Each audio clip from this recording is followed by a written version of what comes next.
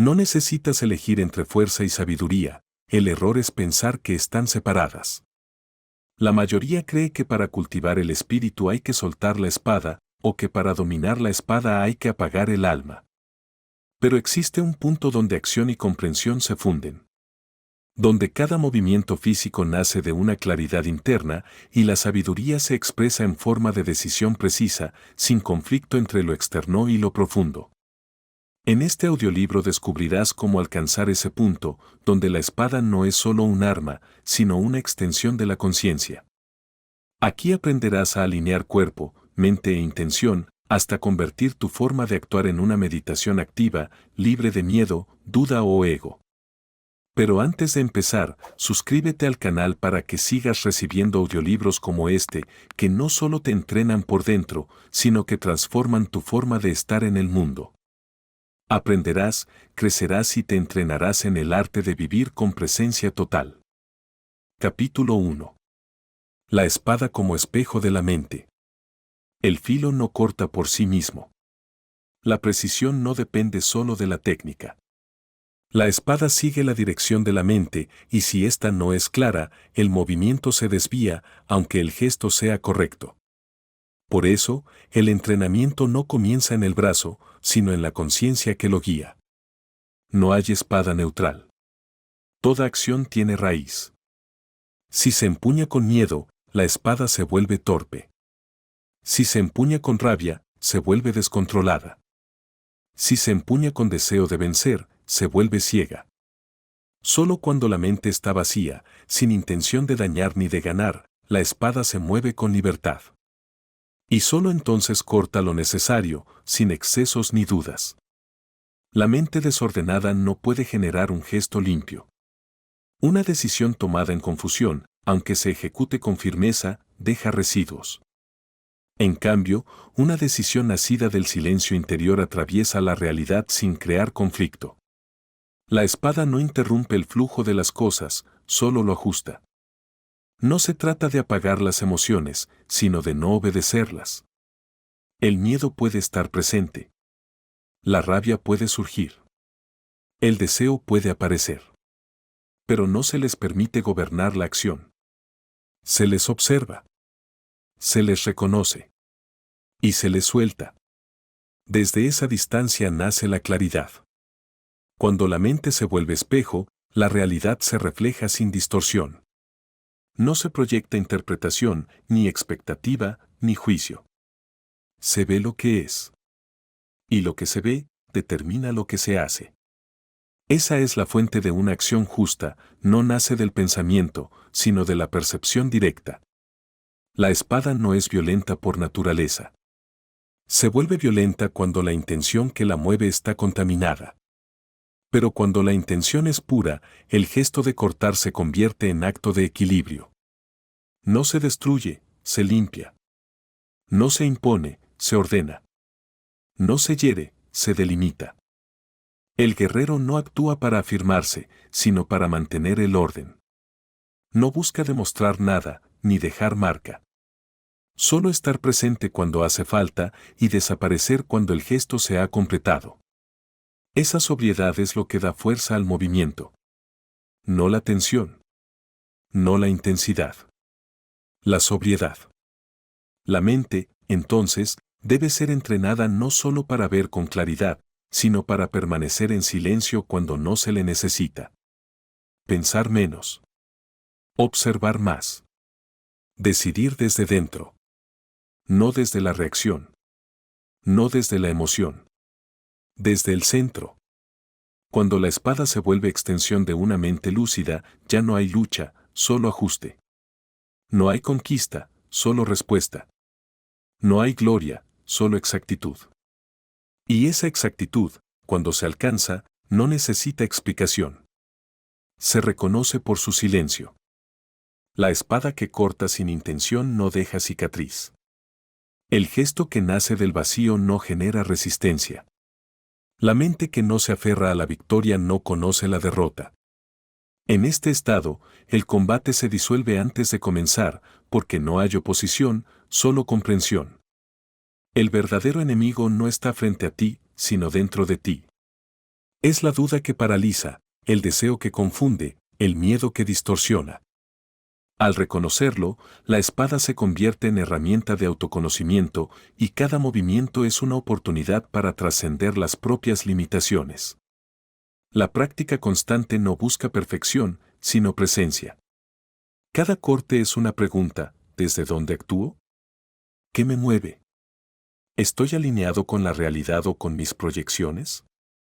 La respuesta no se encuentra en la mente discursiva, sino en la experiencia directa del momento.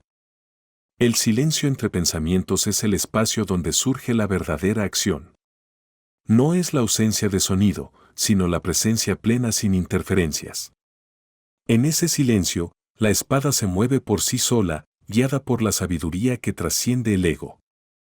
La disciplina no es restricción, sino libertad estructurada. Al establecer límites internos, se crea un contenedor para la energía, permitiendo que se exprese de manera coherente y efectiva. La espada, entonces, no es símbolo de violencia, sino de claridad en la acción. La integración de cuerpo, mente y espíritu es esencial. No basta con entender intelectualmente, es necesario encarnar la enseñanza. La espada no se domina solo con la técnica, sino con la transformación interna que permite actuar sin esfuerzo. El camino del guerrero es el camino del desapego. No se lucha por ganar, sino por ser fiel a la verdad del momento. La victoria no es externa, sino interna, superar las propias ilusiones y actuar desde la autenticidad. La práctica diaria es el dojo donde se forja el carácter. Cada interacción, cada desafío, cada decisión es una oportunidad para afilar la espada interior. La constancia en la atención es la clave para mantener la mente como un espejo limpio. La espada que se mueve desde la compasión no necesita causar daño. Su presencia es suficiente para disolver el conflicto. La verdadera fuerza no se impone, se irradia. Es la coherencia interna la que transforma el entorno. El guerrero consciente no busca enemigos, sino oportunidades para servir. Su acción está al servicio del equilibrio, no del ego. Al actuar desde este lugar, cada movimiento es una ofrenda, cada palabra una medicina. La humildad es la base de la maestría. Reconocer que siempre hay más por aprender, que cada situación es única y requiere una respuesta fresca. La rigidez es enemiga de la sabiduría, la flexibilidad, su aliada. El entrenamiento no termina nunca, porque la vida es un flujo constante. Adaptarse sin perder el centro, responder sin reaccionar, actuar sin apego al resultado, estas son las cualidades del guerrero despierto. La presencia plena es el mayor regalo que se puede ofrecer. Estar completamente disponible para el momento, sin distracciones ni agendas ocultas, permite que la acción sea precisa y efectiva. La espada, en manos del sabio, es una herramienta de paz. No porque no corte, sino porque corta solo lo necesario, en el momento justo, con la intención correcta. Su filo no es para herir, sino para revelar. La verdadera victoria es la armonía interna. Cuando no hay división entre lo que se piensa, se siente y se hace, la acción fluye sin obstáculos. Esta integración es el fruto del entrenamiento continuo y la autoindagación sincera. El camino del guerrero es un camino de amor. No un amor sentimental, sino un amor que reconoce la interconexión de todas las cosas y actúa en consecuencia. La espada, entonces, se convierte en un puente entre la dualidad y la unidad. La mente que se ha liberado de la fijación fluye como el agua, adaptándose a cada forma sin perder su esencia. En este estado, la espada se convierte en una extensión natural del ser, moviéndose sin esfuerzo, respondiendo sin demora. El guerrero que ha trascendido el ego no necesita reconocimiento. Su satisfacción proviene de la acción misma, no de sus frutos. Al soltar la necesidad de aprobación, se libera para actuar con autenticidad. Cada encuentro es una oportunidad para practicar la presencia. No hay momentos ordinarios. Cada instante contiene la totalidad. Al estar plenamente en el ahora, la acción se vuelve sagrada, sin importar su naturaleza.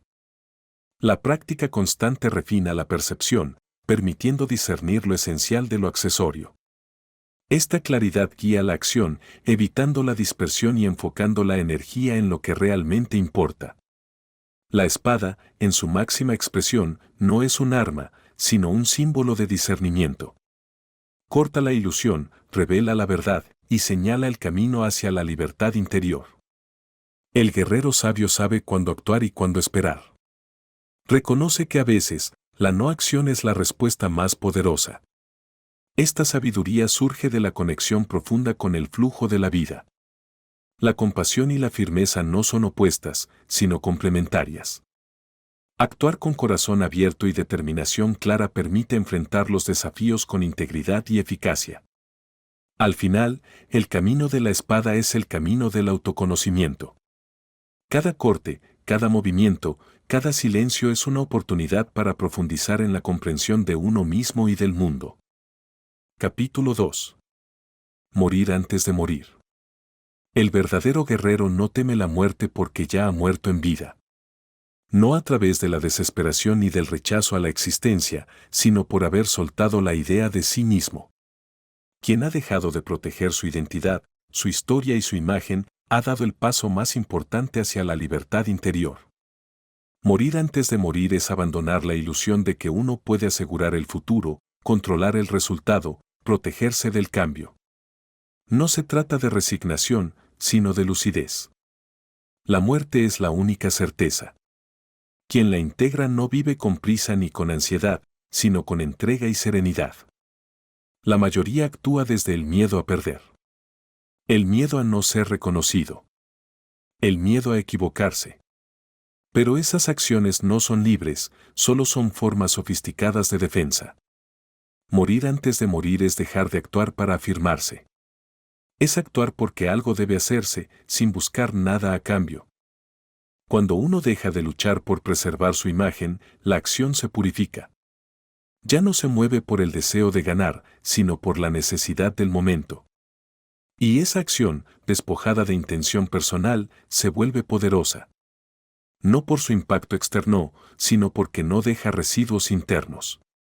No hay mayor coraje que el de vivir sin amparo psicológico. Sin la necesidad constante de afirmarse. Sin la defensa permanente del ego. Solo entonces aparece una tranquilidad nueva, profunda, no dependiente de las condiciones. Una paz que no necesita que todo esté en orden. La muerte es un espejo que muestra la verdad sin adornos. Al contemplarla sin evasión, uno ve lo que realmente importa. Lo que estaba postergado, se vuelve urgente. Lo que era ruido, cae. Lo que era esencia, se revela. Quien vive así, ha dejado atrás el drama del yo. Ya no necesita ser importante, ni tener razón, ni destacarse. Puede estar en silencio, puede ceder, puede desaparecer. Porque ha comprendido que su valor no depende de sostener una identidad. La práctica no es prepararse para la muerte como evento futuro. Es morir cada día a lo innecesario. A las ideas fijas. A las emociones que enturbian. A las historias que uno se cuenta para sentirse alguien. Morir así no es apagarse. Es dejar espacio para que la vida actúe sin distorsión. La muerte no es el final, es el maestro oculto en cada instante. Su presencia silenciosa corta la fantasía de la permanencia y revela lo frágil de todo lo que creíamos sólido.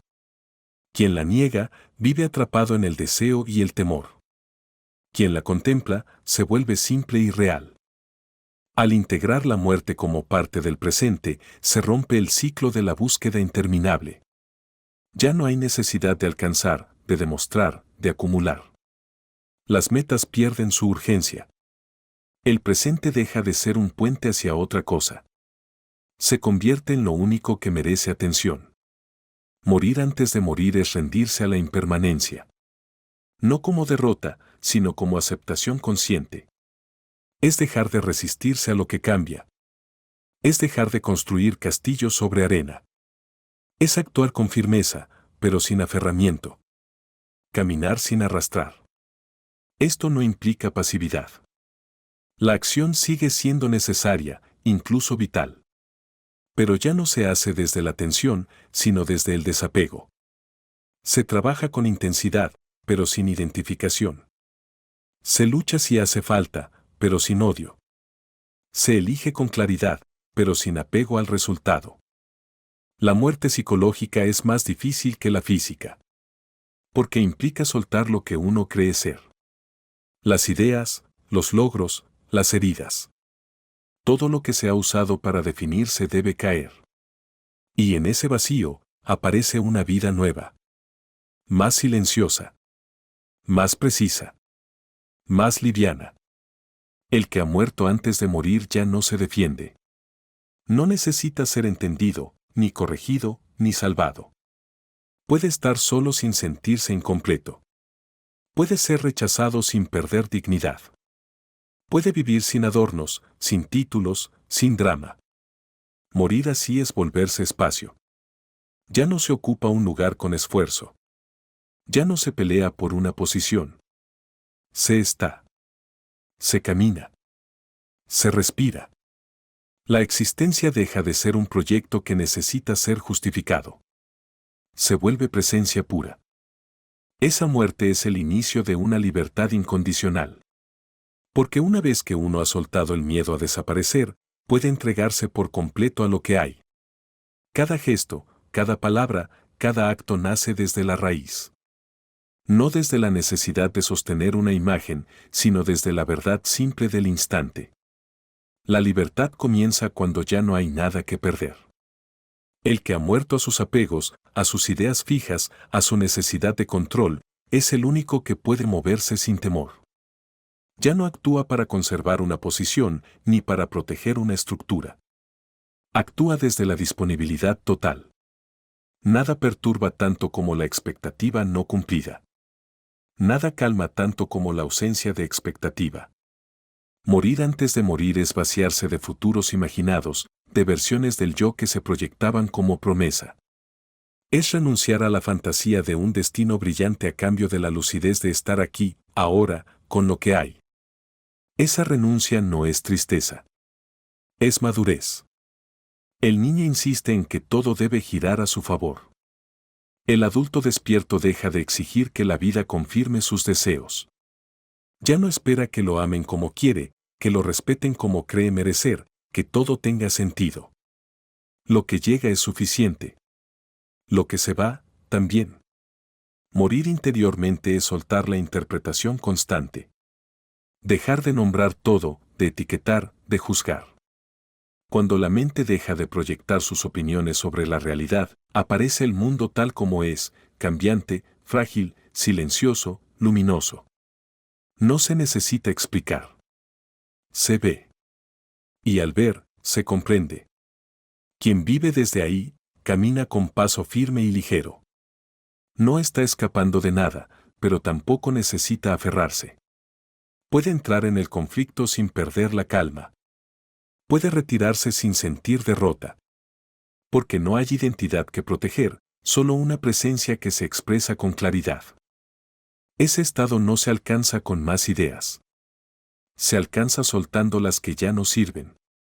No se construye una nueva identidad. Se derrumban las que estorbaban. Lo que queda no es vacío de ser, sino vacío de distorsión.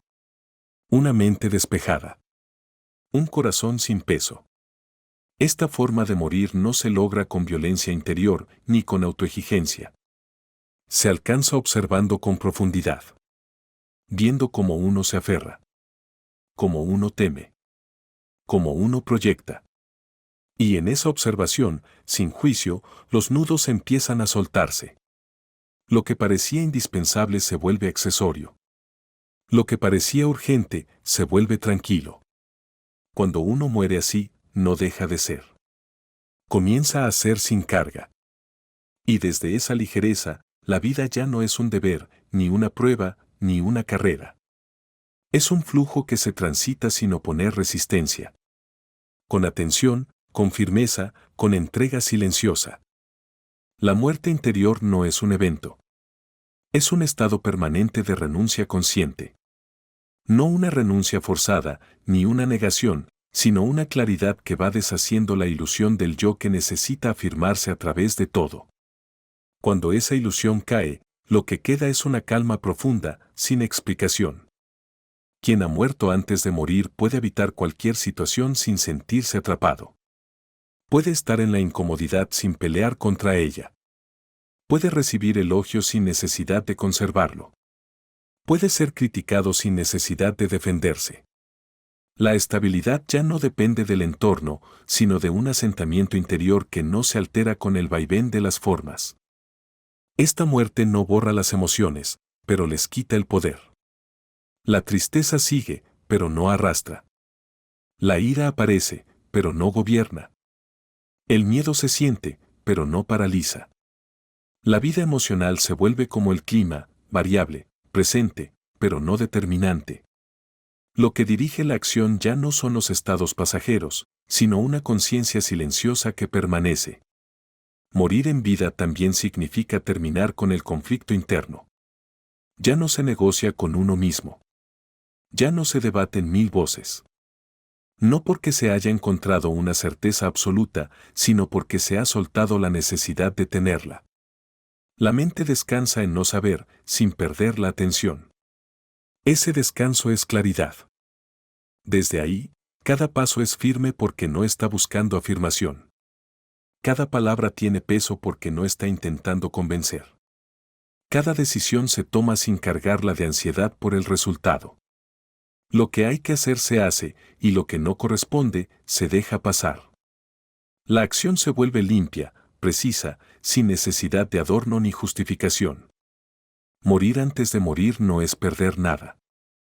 Es dejar de cargar lo innecesario. Es soltar la fantasía de permanencia. Es mirar la vida como lo que es, impermanente, frágil, intensa, suficiente. Y caminarla con el corazón abierto, sabiendo que no se posee, que no se controla, que solo se vive. Ese estado de presencia sin carga es lo más parecido a la libertad. Uno puede estar en medio del caos sin ser arrastrado. Puede cumplir responsabilidades sin estar poseído por ellas. Puede estar en el mundo sin ser del mundo. Y en ese modo de vivir, cada día es completo. Nada se deja pendiente. Nada se posterga. No porque todo se logre, sino porque se vive sin fragmentación. Cada encuentro es verdadero. Cada gesto es total. Cada silencio es pleno. Se ha muerto a la mentira interior. Y por eso, lo que queda ya no necesita justificarse. Capítulo 3. Permanecer inmóvil mientras todo se mueve. El mundo cambia sin pausa. Todo lo que nace se transforma, se desgasta, desaparece. Lo externo nunca permanece. El entorno, las relaciones, el cuerpo, incluso las emociones, se mueven sin cesar. Buscar estabilidad en lo cambiante es vivir con ansiedad constante. El que comprende esto deja de perseguir el control y empieza a cultivar la inmovilidad interior. Permanecer inmóvil no significa quedarse quieto físicamente ni huir del mundo. Significa sostener el centro aunque todo alrededor se altere. Estar firme cuando llega el caos. Estar claro cuando todo es confusión. Estar presente sin ser arrastrado por lo que ocurre. Esa es la verdadera práctica del guerrero interno.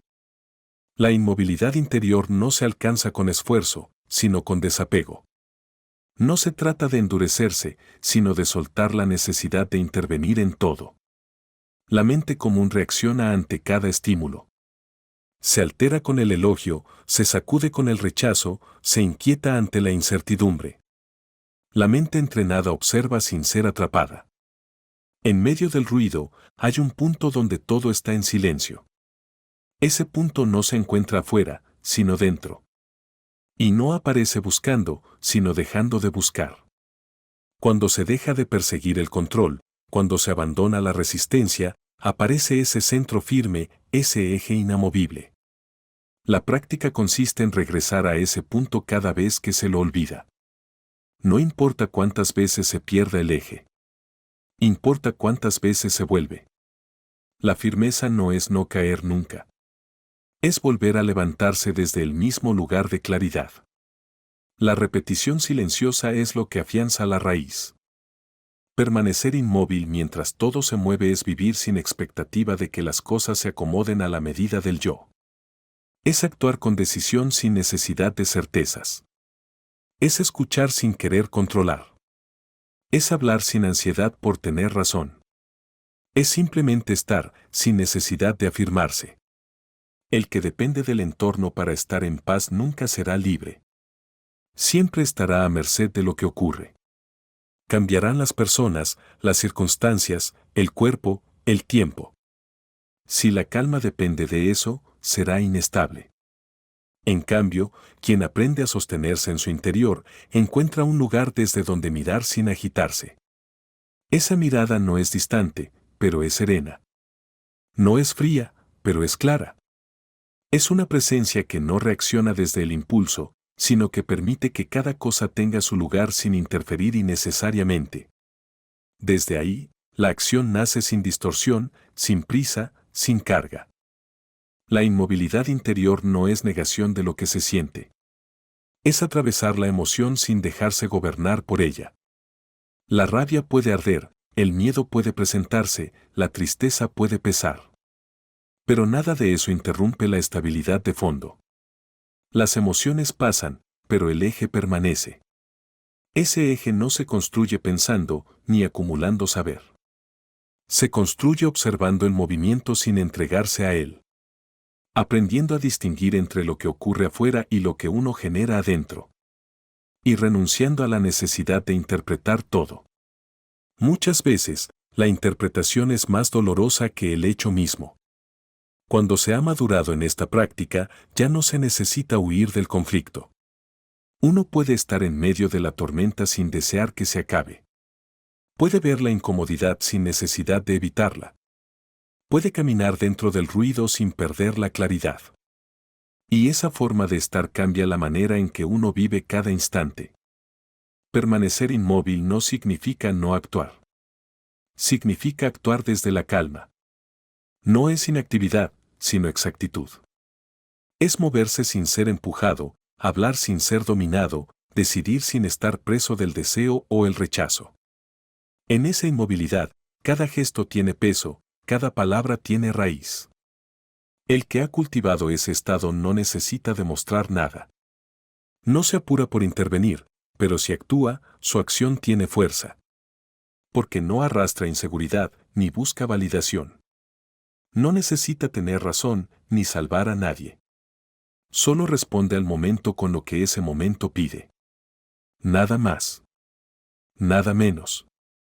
Esa inmovilidad es también libertad de forma. El que no necesita afirmarse puede adaptarse a cualquier circunstancia. Puede ser firme o flexible. Puede avanzar o retroceder. Puede hablar o callar.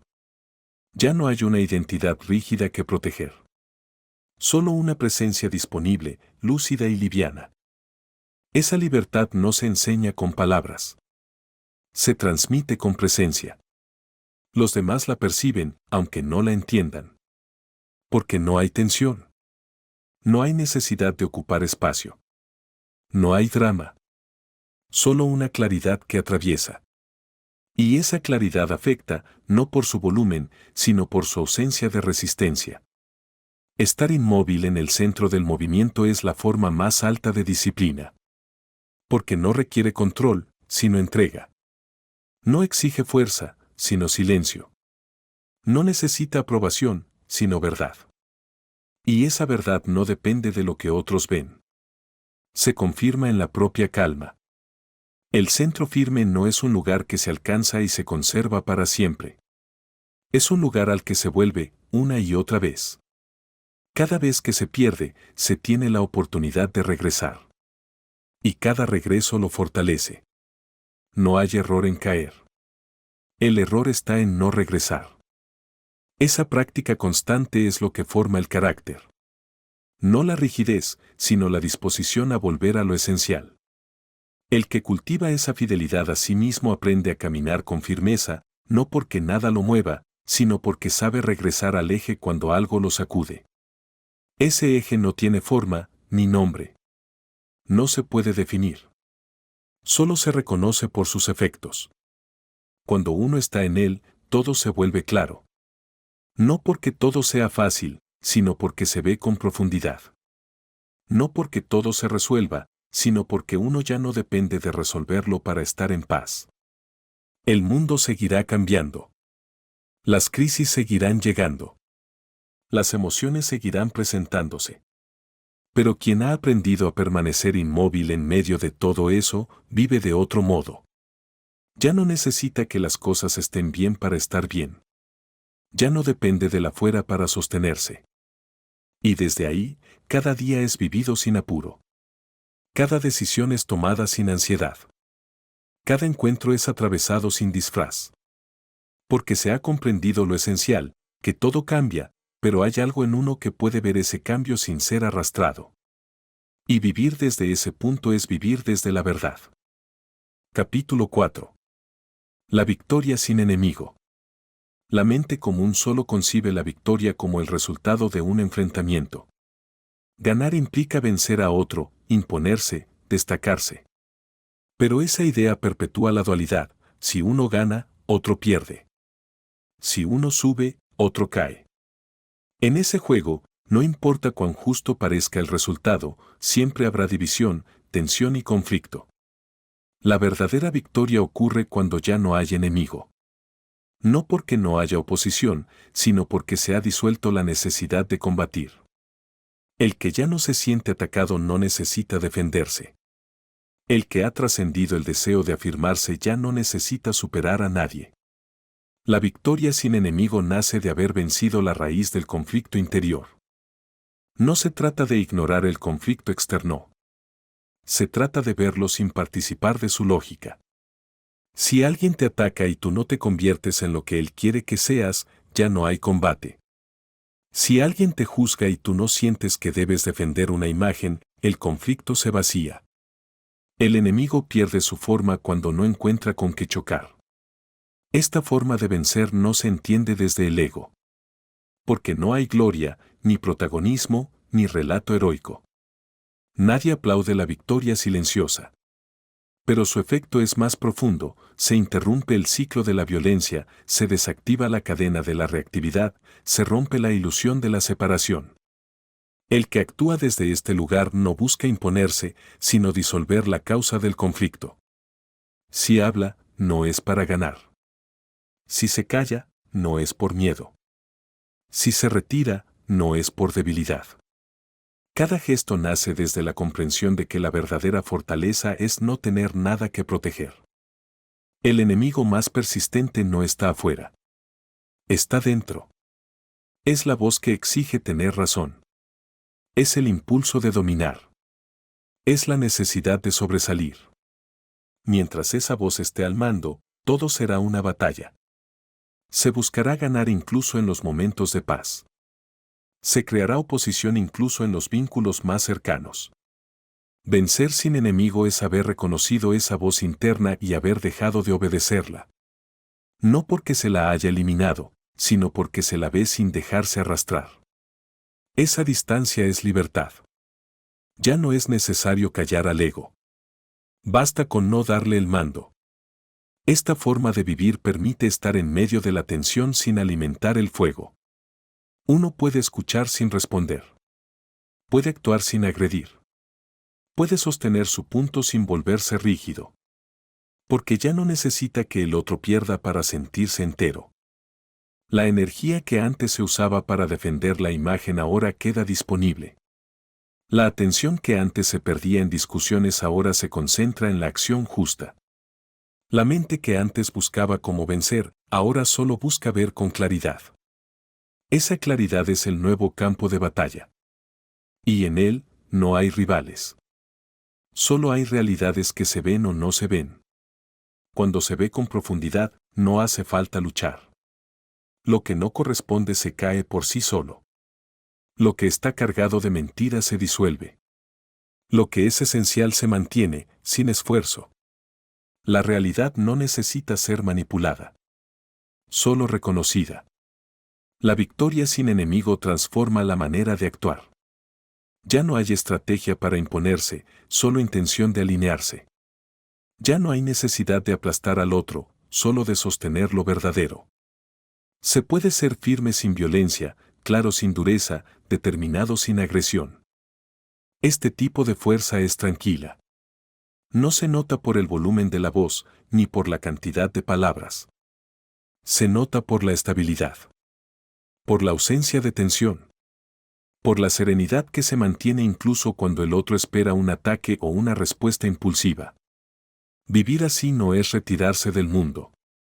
Es estar en él con una postura distinta. El conflicto puede aparecer, pero uno ya no lo alimenta. La crítica puede llegar, pero no penetra. La provocación puede surgir, pero no encuentra eco. Porque la mente ya no se identifica con el personaje que reacciona. La mayor victoria es no necesitar vencer. Actuar con verdad sin convertirlo en argumento. Sostener el centro sin hacerlo bandera. Cumplir con lo que debe hacerse sin cargarlo de épica. Esa sobriedad es lo que permite que la acción sea limpia y que la presencia transforme. No hay enemistad donde no hay resistencia. No hay confrontación donde no hay lucha por dominar. Solo queda la realidad en su forma cruda. Y desde esa forma, cada uno actúa según su nivel de comprensión. Lo que haga el otro ya no define quién soy ni lo que debo hacer. La victoria silenciosa deja un ambiente en calma. No necesita explicación. No deja resentimiento. No genera nuevas heridas. Es como el agua que limpia sin destruir. Como el viento que barre sin dejar huella. Su impacto es duradero porque no activa la reacción. El que ha vencido de este modo no necesita hablar de su logro. Lo lleva en la forma en que mira, en la forma en que escucha, en la forma en que se mueve. No necesita ser comprendido. Ni siquiera necesita ser recordado. Su presencia es suficiente. Esa victoria no se celebra con ruido, sino con silencio. No se registra como éxito, sino como claridad alcanzada. No se marca con una línea, sino con una nueva forma de estar. Desde ese punto, ya no se vuelve atrás. El hábito de la lucha pierde su sentido. La verdadera paz no llega cuando se eliminan los conflictos, sino cuando se comprende que no hay necesidad de vivir enfrentando todo. Cuando uno ya no se coloca en el centro del drama, la vida sigue su curso con naturalidad. El mundo sigue cambiando, pero el eje permanece. Ganar sin enemigo es el mayor acto de madurez. No se impone, no destruye, no divide. Simplemente se afirma sin oposición. Y al hacerlo, revela que nunca hubo nada que ganar. Solo había algo que soltar. Capítulo 5. Espada y sabiduría se separan. El gesto de cortar y el gesto de comprender no son distintos. La verdadera espada no es la que atraviesa cuerpos, sino la que separa la ilusión de la realidad, el ego de la conciencia, lo inútil de lo esencial. Donde hay claridad, hay corte. Donde hay sabiduría, hay precisión. Y por eso, la espada y la mente no pueden ir por caminos separados. La espada no es enemiga del espíritu si es guiada por una mente despierta. Tampoco la sabiduría es pasiva si se encarna en una acción firme. El error es pensar que el entendimiento es incompatible con la decisión o que la compasión está reñida con la firmeza. No hay acto más puro que el que nace del ver claro y se ejecuta sin titubeo. Saber no basta si no se traduce en acto. Comprender no sirve si no se expresa en forma. El corte, cuando es justo, revela la sabiduría de quien no teme actuar. Y la sabiduría, cuando es verdadera, no se queda en contemplación, sino que se convierte en acción que pone las cosas en su lugar. La dualidad entre pensar y hacer, entre mirar y tocar, entre sentir y decidir, es solo una ilusión mental. La conciencia profunda es la que puede mirar y actuar en el mismo movimiento. Pensar y moverse. Sentir y delimitar. Comprender y cortar. No hay conflicto cuando el corte nace del silencio. La acción que nace de la sabiduría no hiere. Pero corta. Separa lo verdadero de lo falso. Lo que debe continuar de lo que debe cesar. Lo que sirve del residuo. Y esa acción, aunque firme, es limpia. No se arrastra. No se celebra. Solo se hace. No hay sabiduría si no hay coraje. Comprender la realidad sin tener la voluntad de actuar según lo comprendido es permanecer a medias. No basta con ver lo que es justo si uno no se atreve a sostenerlo. No basta con detectar la falsedad si no se la enfrenta. El sabio que no se mueve, aún está dormido. La espada y la sabiduría se encuentran en el punto donde el pensar se ha limpiado del ego y la acción se ha limpiado de violencia. Ese punto es raro. Porque exige sensibilidad y firmeza al mismo tiempo. Exige claridad interior y decisión exterior. Exige escuchar y cortar en un solo gesto. La práctica consiste en aprender a vivir en ese filo. No caer ni en la pasividad ni en la agresividad. No disolverse en el pensamiento sin forma, ni endurecerse en la acción sin alma. Mantenerse en ese equilibrio es un entrenamiento constante. Una atención despierta a cada momento. El que sabe actuar así no necesita imponerse. Su claridad hace que las cosas se acomoden. No porque él las fuerce, sino porque su presencia ordena. No hay ansiedad en su acción. Tampoco hay duda. Lo que debe hacerse se hace. Y lo que no corresponde, no se toca. El verdadero guerrero no se enorgullece de su fuerza, ni el sabio de su comprensión. Porque ambos han entendido que no hay nada personal en la acción justa.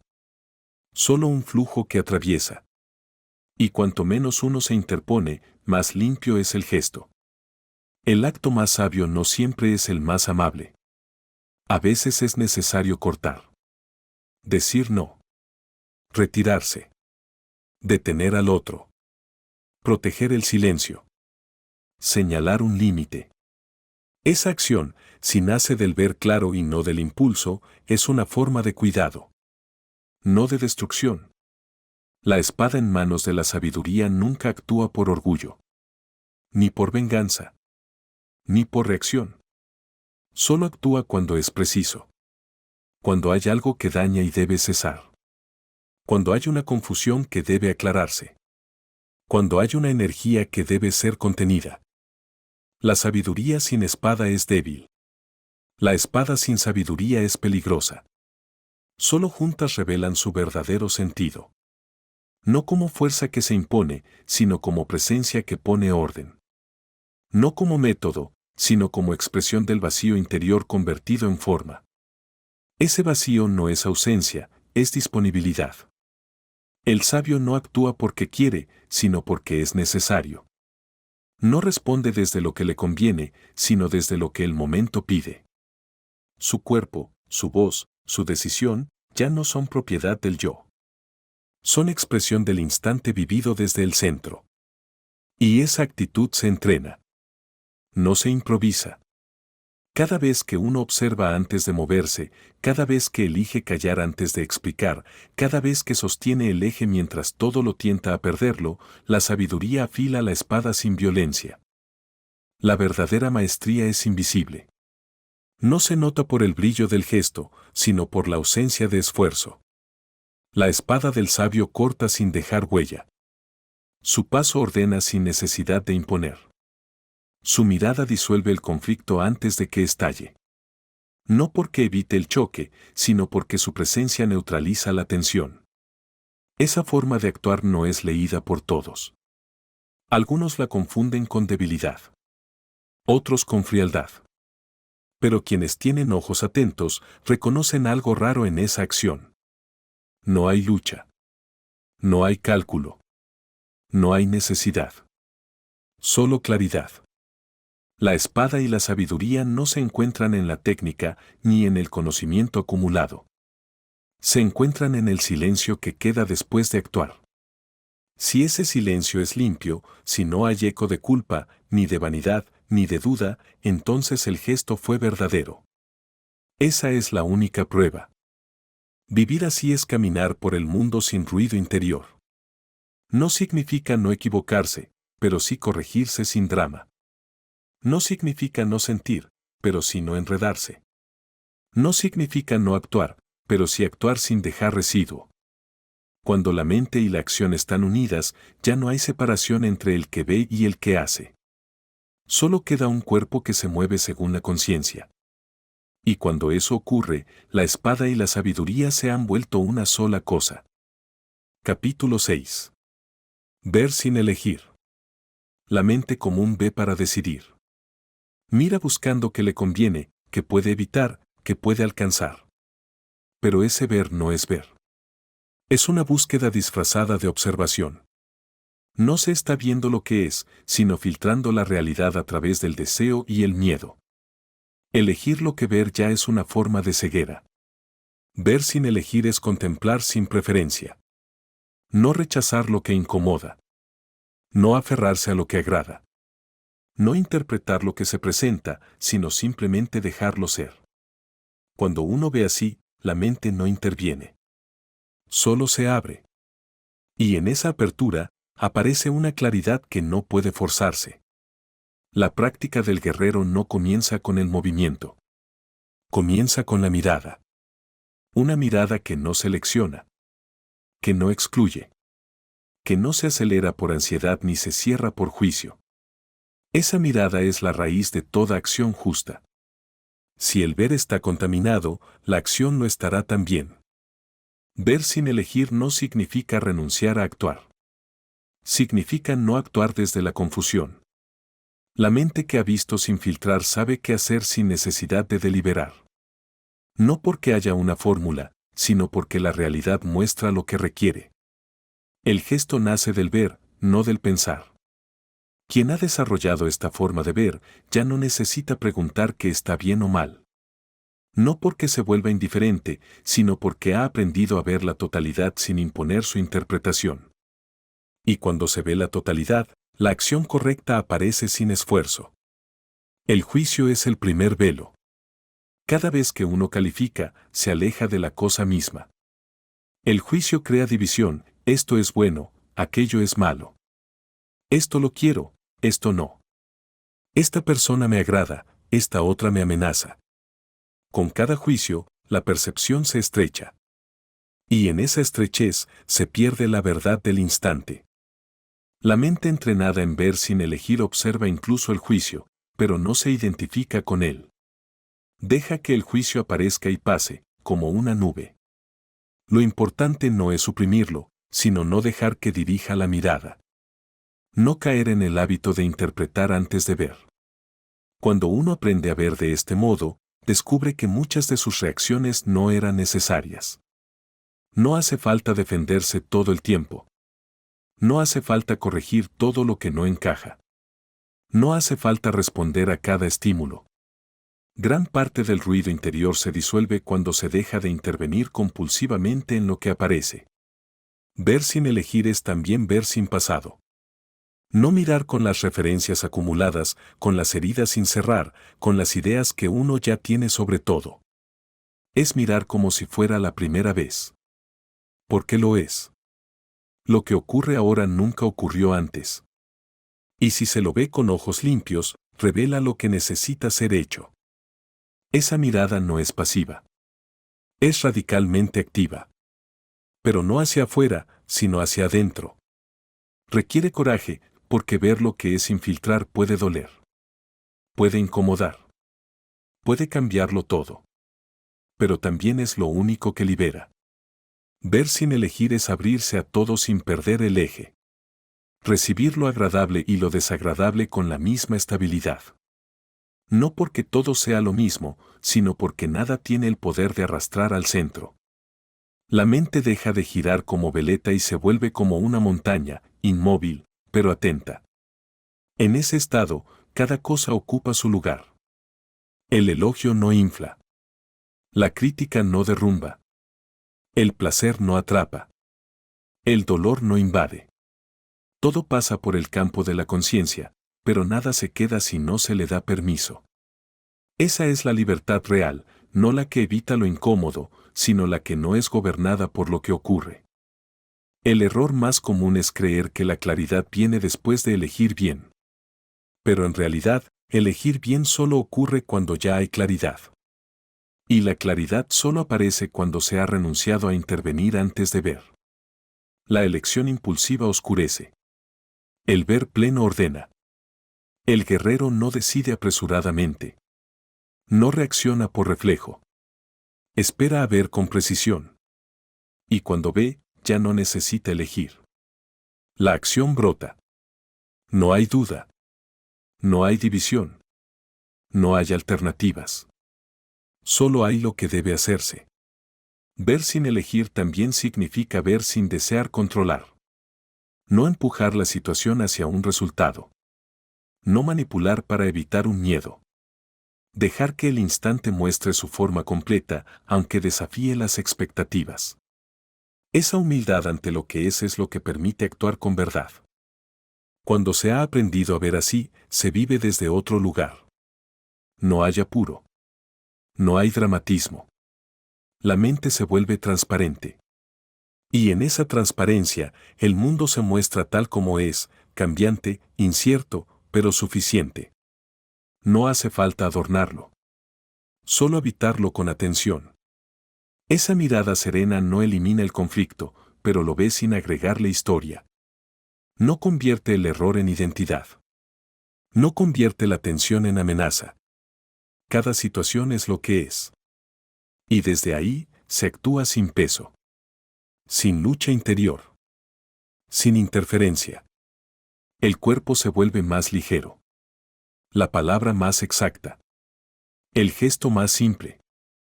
Porque ya no hay fricción entre lo que se ve y lo que se hace. El juicio no divide. El deseo no distorsiona. La acción fluye como si el mundo hablara a través de uno. Esa forma de ver es silenciosa. No impone. No interpreta. No predice. Simplemente se abre. Y desde esa apertura, lo que se ve no necesita explicación. Se reconoce como verdadero. Y la acción que sigue, al no estar forzada, tiene la forma del momento. Ver sin elegir es ver con libertad. Una libertad que no necesita tener razón, ni ser admirada, ni sostener una imagen. Es la libertad de no estar atrapado en uno mismo. Y desde ahí, todo lo que se haga, aunque sea mínimo, tiene la potencia de lo real. Capítulo 7. El gesto sin autor. El movimiento más puro es aquel que ocurre sin que nadie se lo adjudique. No porque sea inconsciente, sino porque nace de un ver tan claro que el yo no alcanza a intervenir. El gesto se hace, pero no hay un autor que lo reclame. Solo acción justa, limpia, completa.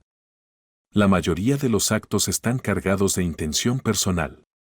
Incluso cuando parecen nobles, arrastran la necesidad de reconocimiento, de identidad, de resultado. Esa necesidad contamina. El gesto se vuelve pesado, condicionado. Ya no es respuesta al momento, sino afirmación del yo. El gesto sin autor no busca brillar.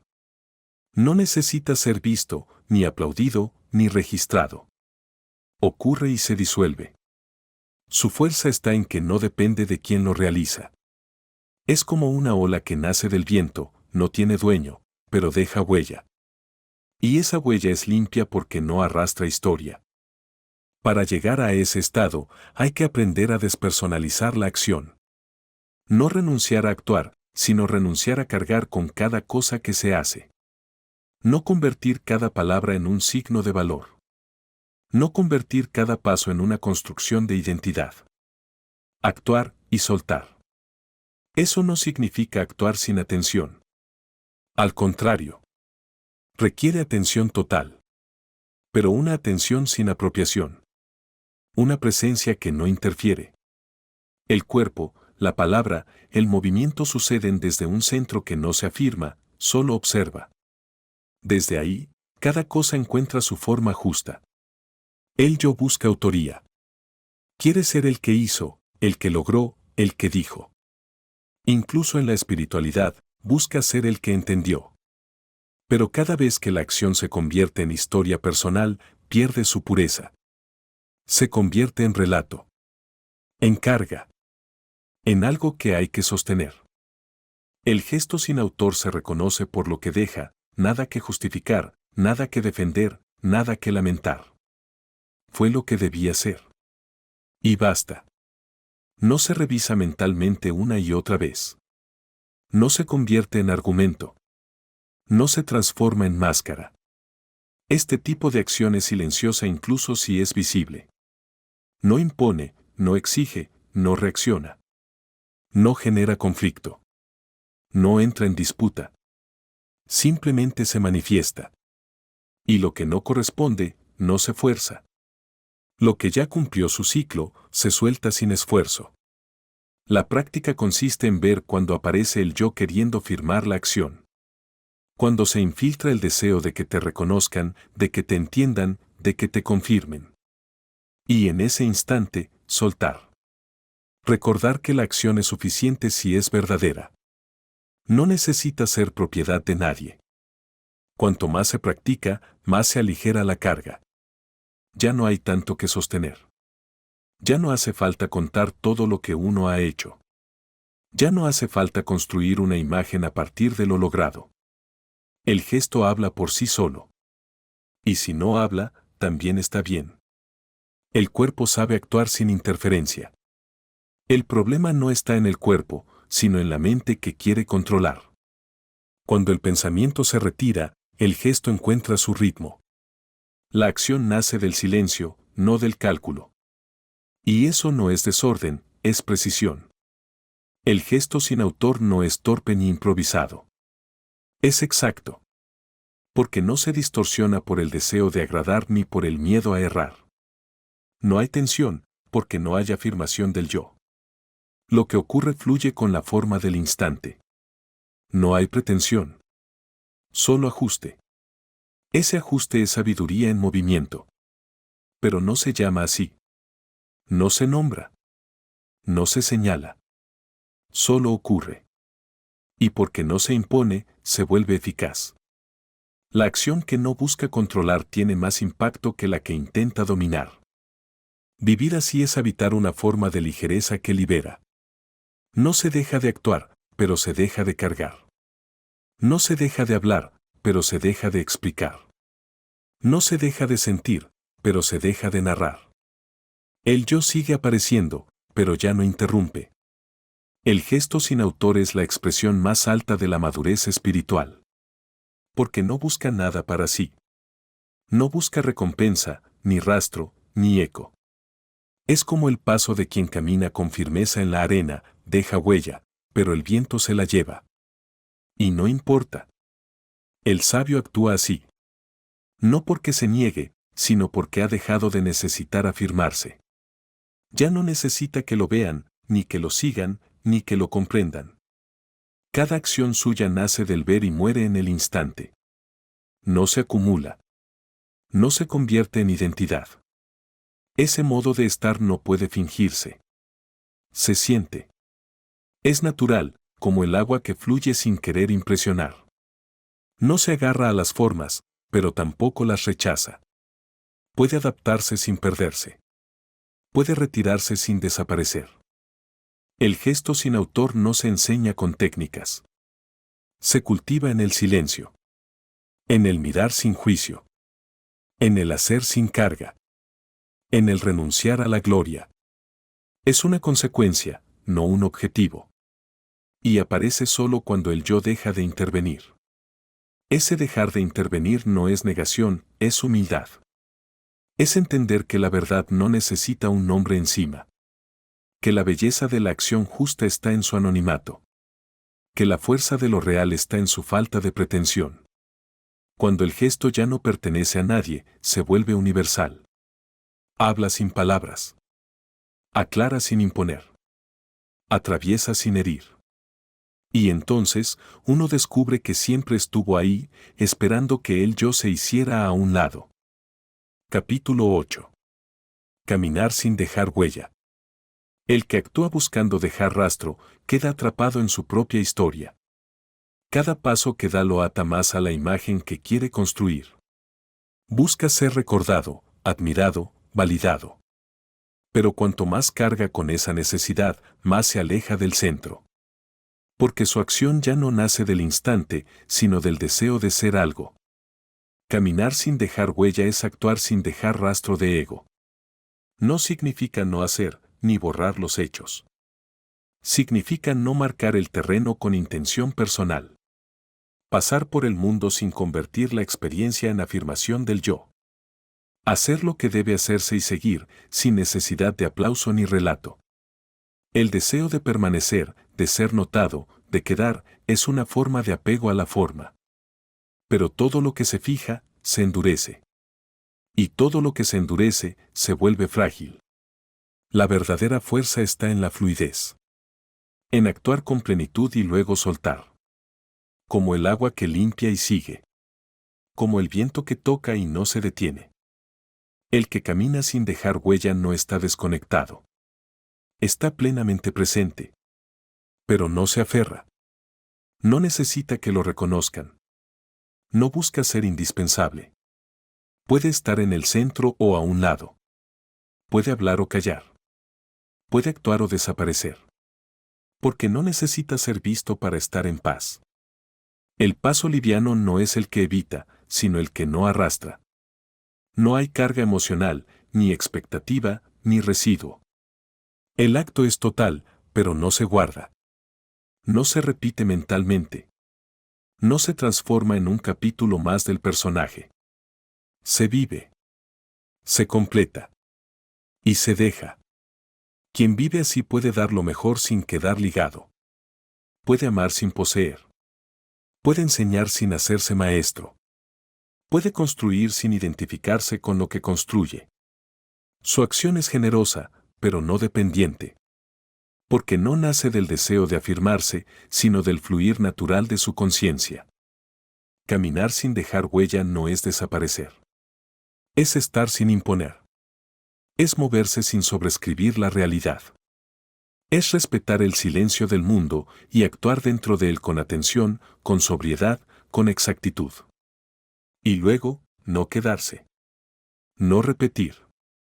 No esperar. La mente que camina sin dejar huella ha comprendido la impermanencia. Sabe que todo pasa. Que toda forma cae. Que toda historia se disuelve. No por pesimismo, sino por claridad. Y en esa claridad, no hay miedo, solo ligereza. Ya no hay necesidad de dejar algo atrás. Basta con vivir desde lo real. Quien camina así no necesita ser ejemplo. Ni guía. Ni testigo. No necesita ser recordado, ni seguido. Hace lo que hace porque es lo que corresponde. Si ayuda, no espera gratitud. Si transforma, no espera ser citado. Si deja algo en otro, no necesita saberlo. Esa forma de actuar crea el mayor impacto. Porque no empuja. No impone. No pide. Solo actúa. Y esa pureza toca sin forzar. El otro se abre, no por presión, sino porque no encuentra resistencia. No hay lucha, ni discurso, ni seducción. Solo presencia. Caminar sin dejar huella también es saber salir. Saber terminar. Saber que el ciclo está completo. No extenderse para quedar. No sostenerse para permanecer. No alargar para ser importante. Solo irse cuando corresponde, sin peso, sin deuda, sin rastro. El sabio no acumula sus logros. No repasa sus actos. No se apega a su trayectoria. Porque ha comprendido que cuanto más vacío de sí mismo está, más claro se vuelve su paso. Y ese paso, aunque invisible, marca sin marcar. Toca sin dejar nombre. La huella que no se ve es la más profunda. Porque no queda en la superficie. Queda en el cambio silencioso del otro. En la semilla que no se adjudica. En el gesto que no reclama. Eso es verdadera transformación. No por efecto, sino por ausencia de ego. Caminar sin dejar huella no es una técnica. Es el resultado de una comprensión profunda, no se necesita rastro cuando se ha vivido desde el centro. La memoria personal pierde su urgencia. El legado pierde su peso. El instante presente se vuelve suficiente. Quien vive así ya no pregunta si fue útil, si fue amado, si fue justo. Vive desde lo que ve. no desde lo que espera. Y eso basta. Porque sabe que todo lo demás no depende de él. La acción verdadera se suelta cuando se completa. Y el mundo sigue. Ese paso final no es un retiro. Es una culminación. La acción se cierra como una puerta silenciosa. El gesto termina como una nota que no necesita repetirse. Y lo que queda no es ausencia, sino espacio. Un espacio que permite que la vida siga su curso. Cuando se camina sin dejar huella, la libertad es total. No hay pasado que cargar. No hay imagen que sostener. No hay sombra que proyectar. Solo el paso firme y liviano de quien ha dejado de vivir para sí y ha empezado a vivir con todo. Capítulo 9. El camino sin meta. El que camina buscando llegar, se pierde de cada paso. El que vive esperando el momento perfecto, no vive. Todo se pospone, todo se subordina, todo se transforma en un medio para otra cosa. Así se pasa la vida, haciendo para alcanzar, esperando para actuar, acumulando para sentir que algún día, por fin, será suficiente. Pero ese día no llega. Porque la mente que camina con meta siempre quiere algo más. Y en esa búsqueda constante, se vuelve incapaz de habitar el ahora. No se escucha lo que ocurre. Se calcula. No se está con el otro. Se le usa. No se vive el instante. Se le convierte en trámite. El camino sin meta no es un camino sin dirección. Es un caminar sin apego al destino. Sin necesidad de garantizar resultados. Sin ansiedad por llegar. Es poner el pie porque corresponde, no porque se ha prometido un premio al final. Es estar presente en el paso, no corriendo detrás de una imagen. Vivir así es actuar por fidelidad al instante, no por deseo de conseguir. Es entregarse a lo que hay, sin esperar que eso se traduzca en logro, ascenso, pertenencia o recompensa. Es hacer lo justo por lo justo mismo. Esa es la libertad que no se puede negociar. Toda meta proyectada es una idea. Una forma de aplazar la vida. A veces es noble, quiero servir, quiero crecer, quiero dejar algo bueno. Pero si esa meta no está enraizada en la acción presente, se convierte en carga. Y si está contaminada por el ego, se convierte en trampa. El que se mueve solo por llegar, se endurece. Deja de escuchar. Deja de observar. Deja de sentir. Porque todo lo que no encaje en su dirección se vuelve obstáculo. Todo lo que no avance su causa se convierte en distracción. Así, el camino se vacía de verdad. El que suelta la meta no renuncia al sentido. Lo redescubre. Descubre que cada gesto tiene valor por sí mismo. Que cada palabra, si nace desde el centro, ya está completa. Que cada paso que no busca llegar, ya ha llegado. Esto cambia todo. Cambia el modo de hablar, de actuar, de mirar. Ya no se necesita ganar. Ya no se fuerza el instante para que encaje en el mapa personal. Ya no se transforma la experiencia en medio. Cada cosa se convierte en fin. Y eso vuelve la vida habitable. El camino sin meta es el único que puede sostenerse sin desgaste.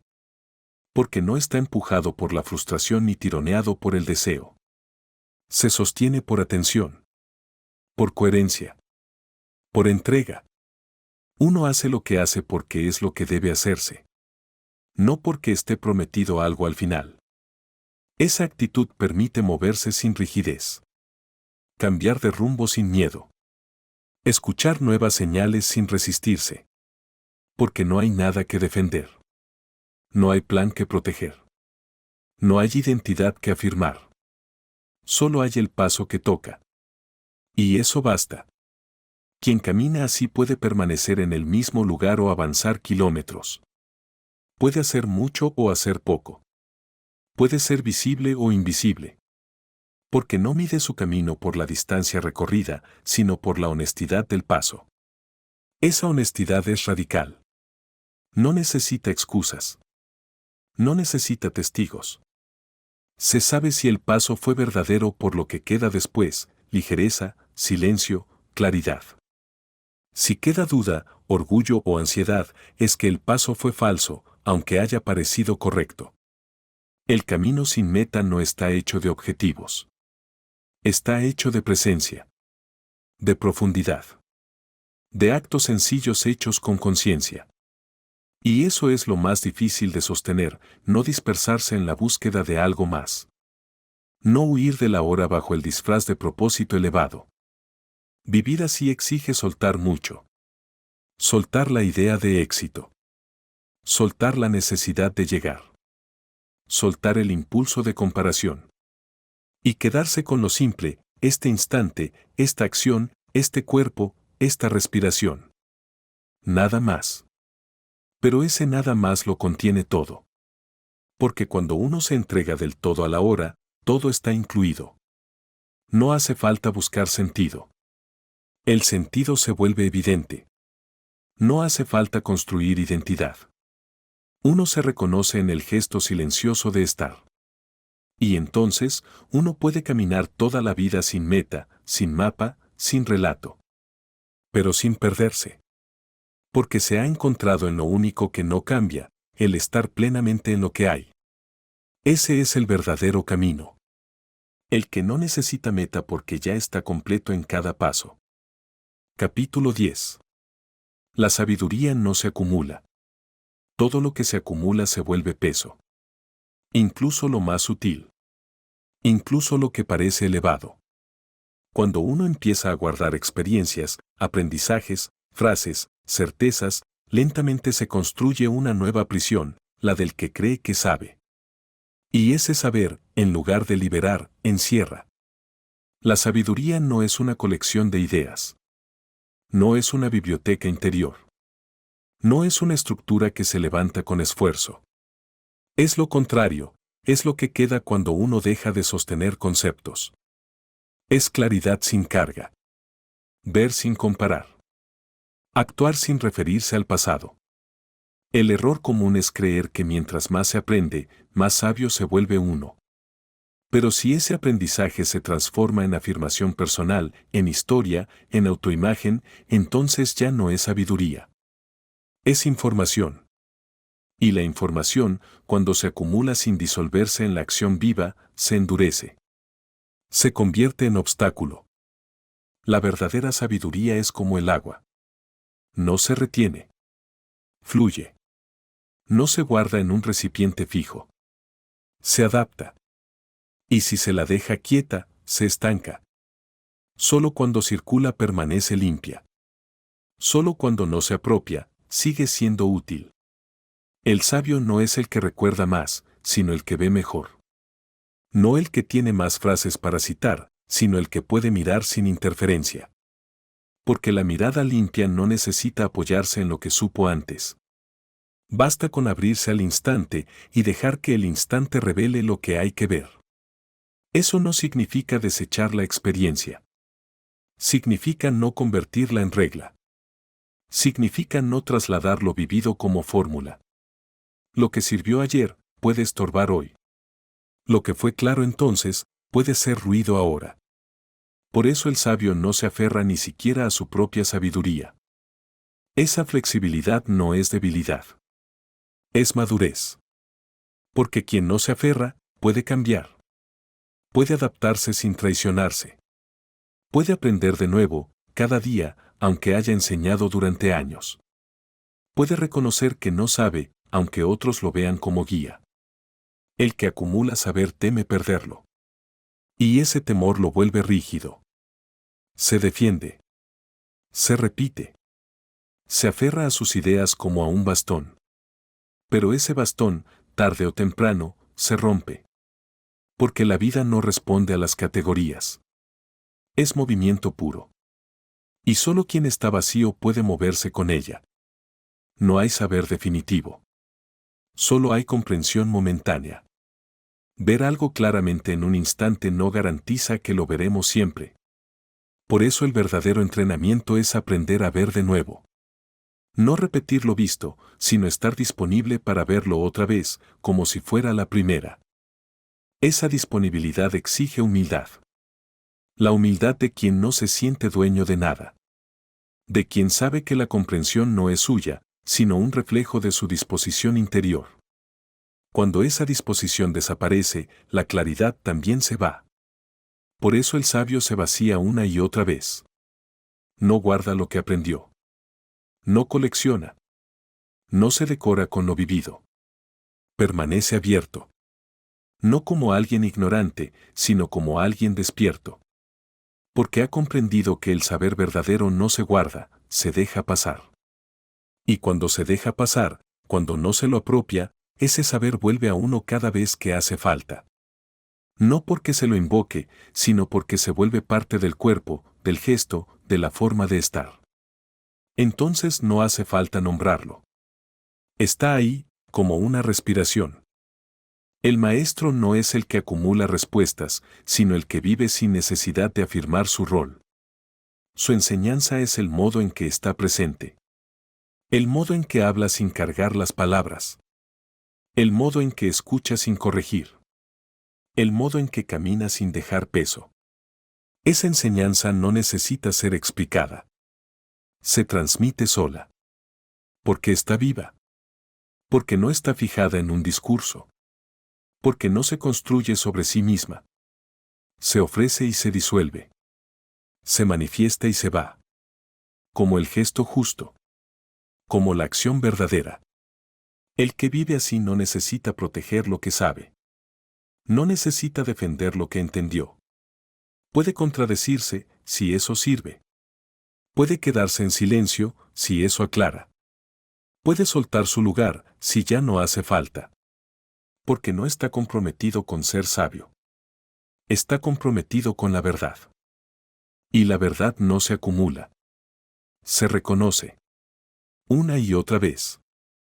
En lo simple. En lo cotidiano. En lo que no brilla.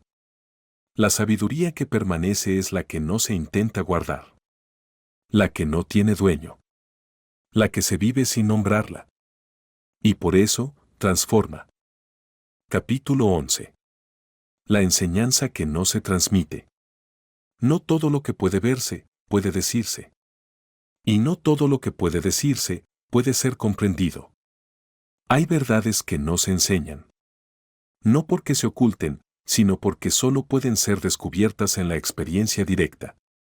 La enseñanza más profunda no se transmite de uno a otro. Se despierta por sí sola. El error común es querer entregar al otro lo que uno ha comprendido desde dentro. Se intenta explicar lo inexplicable, guiar lo que no tiene camino fijo, reducir a palabras lo que solo puede ser reconocido en el silencio. Y cuanto más se insiste en transmitir, más se aleja uno de la raíz. El que ha comprendido esto deja de empujar. Habla cuando hay apertura. Se calla cuando hay cierre. No fuerza. No convence. No insiste. Porque sabe que ningún discurso puede reemplazar al instante en que el otro ve por sí mismo. Ese momento es único. No depende del maestro. Solo depende de la disposición interior. La verdadera enseñanza no se entrega. Se encarna. Se vive. Y en esa vivencia, algo puede tocar al otro. No por el contenido, sino por la calidad de presencia. No por las respuestas, sino por el modo en que uno habita el instante. Esa es la única transmisión posible, silenciosa, sin forma, sin intención. El que busca enseñar desde el ego desea ser guía, ser modelo, ser fuente. Y en ese deseo se filtra la distorsión. Ya no se busca la verdad, sino la validación. Ya no se escucha al otro, se lo lleva a donde uno quiere. Esa enseñanza, aunque esté llena de buenas intenciones, está vacía de claridad. En cambio, el que ha comprendido que no puede dar lo esencial, acompaña sin dirigir. Está presente sin imponer dirección. Mira sin expectativa. Escucha sin interrumpir. Confía en que la semilla brotará cuando sea el momento, y no antes. Esa confianza no es pasividad. Es respeto. No es indiferencia. Es humildad. Porque ha comprendido que cada ser tiene su tiempo, su ritmo, su propia estructura de comprensión. Y que ninguna presión externa puede reemplazar el instante de despertar interior. Por eso, el maestro real no se define por lo que enseña, sino por lo que deja de enseñar. Deja espacio. Deja aire. Deja silencio.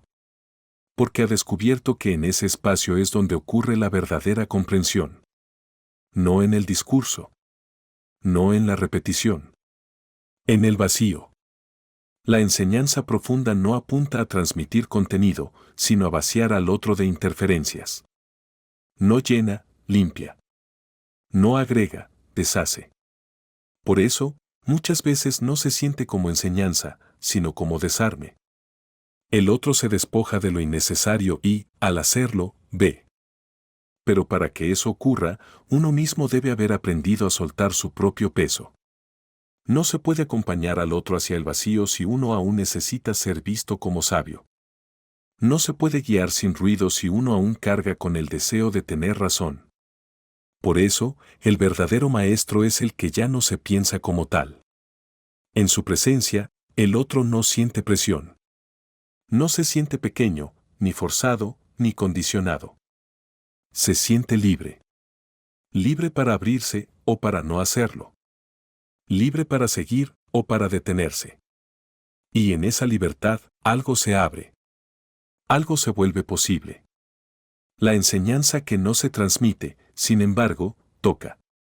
No porque llegue a través de las palabras, sino porque encuentra al otro disponible. Y en ese encuentro, sin que nadie enseñe nada, ocurre el aprendizaje más profundo. Uno que no puede explicarse. El que ha visto con claridad ya no necesita dejar discípulos, ni formar escuela, ni perpetuar su visión. Sabe que lo verdadero no pertenece a nadie. Que la comprensión no tiene autor. Que lo esencial se renueva en cada ser que lo descubre por sí mismo. Esa comprensión libera. Ya no se vive para marcar a otros, ni para dejar rastro, ni para construir un linaje. Se vive desde la presencia. Y desde ahí, si algo se ilumina en el otro, es por contacto, no por enseñanza. Por resonancia, no por instrucción. El maestro que ha soltado la necesidad de enseñar vive en paz. Puede ser referencia sin quererlo. Puede ser olvidado sin molestarse. Puede hablar si hace falta, pero también puede desaparecer. Porque ya no está ligado a un rol. Está disponible al momento. Y en esa disponibilidad ocurre lo más importante, lo no dicho, lo no enseñado, lo que se transmite sin intención de hacerlo. Ese es el lenguaje profundo del espíritu. El que se comunica sin palabras. El que transforma sin forzar. El que enseña, precisamente, porque no intenta enseñar. Capítulo 12. La espada que apunta hacia adentro. El enemigo más difícil no está fuera. No tiene rostro, ni bandera, ni espada. Vive dentro. Se manifiesta como juicio, apego, temor, deseo de control. Y mientras se lo proyecta afuera, la lucha nunca termina. Todo conflicto externo es una réplica del conflicto interno no resuelto. Por eso, la verdadera espada no es la que se empuña contra otro. Es la que se vuelve hacia uno mismo. No para herir, sino para cortar con precisión todo lo que distorsiona la percepción. Ilusiones, hábitos, autoengaños, patrones que repiten sufrimiento. Esa espada no destruye, revela. Cortar hacia adentro es un acto de valentía extrema. No es dolor físico, es exposición. Es ver lo que uno no quería ver. Es dejar de justificarse. Es soltar las explicaciones que uno ha usado durante años para sostener su historia. La herida no la causa el filo, la causa la claridad. Esa claridad no es cruel. Es simple. No dramatiza. No acusa. Solo muestra. Y en esa muestra, uno se ve con nitidez. Sin adornos. Sin roles. Sin máscaras. Ver así no es cómodo, pero es liberador. Porque solo desde ahí puede empezar el verdadero cambio. La espada que apunta hacia adentro corta primero el autoengaño. La imagen de uno mismo construida por necesidad, el fuerte, el sabio, el bueno, el herido, el exitoso. Toda forma fija debe caer. No porque sea incorrecta, sino porque ya no es necesaria. Ya no sirve. Ya no dice la verdad.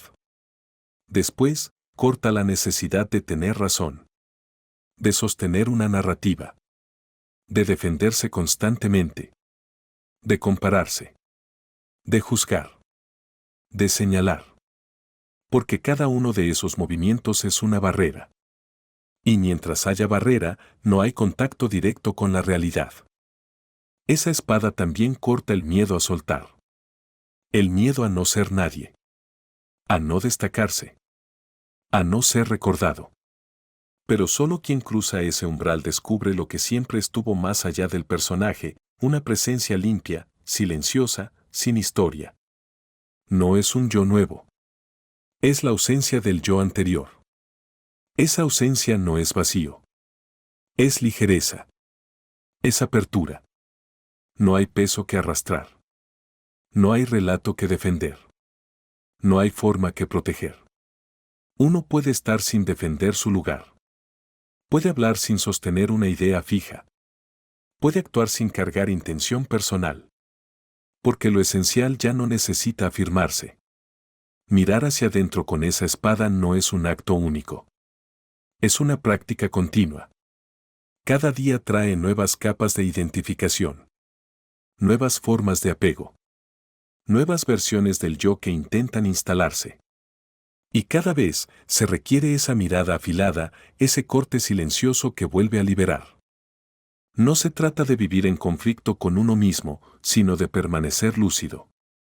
No se trata de autocrítica, sino de autoconocimiento. No se trata de ser perfecto, sino de ver con honestidad. El corte no hiere, limpia. No humilla, aclara. No destruye, aligera. Esa espada no necesita fuerza. Solo atención.